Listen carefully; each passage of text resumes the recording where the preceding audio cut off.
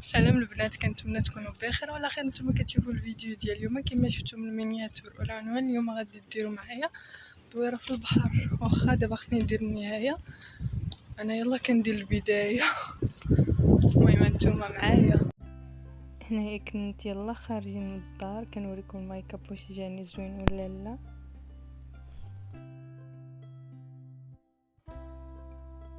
هبطنا مسارين وكنساريكم معايا. هنايا كنا وصلنا الساحه، صراحه الجو زوين رائع وشميسه، مازال غادي نهبطوا الكيماض وغادي نلقاو الناس كيعوموا داكشي. حنايا ما معوليش نعوموا، حنايا باغيين نديروا دوره في اليخت. المهم نتوما معايا وغادي تعرفوا شنو درت.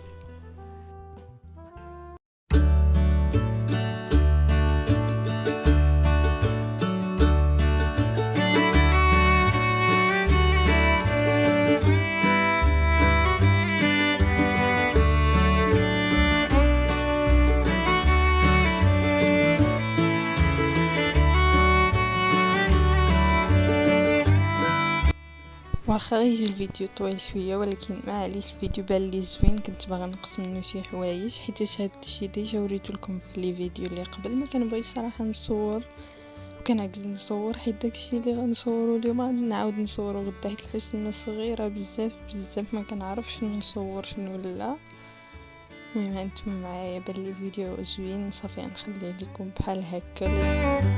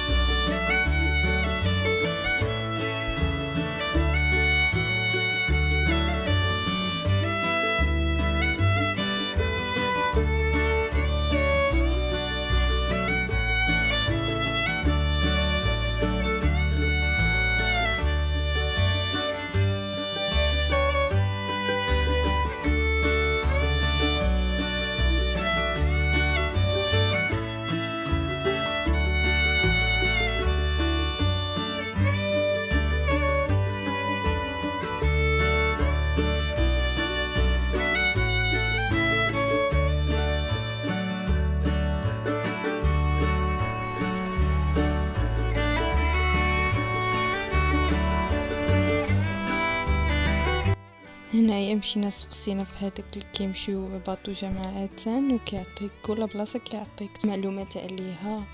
صافي من بعد قال لنا راه عامر وغيخرج حتى ل4، وحنا ما نقدروش نتسناو حتى ل4. صافي وحنا نخرجوا بريفي في يخت، وصراحه تجربه اللي زوينه بزاف كنصح اي واحد بيها.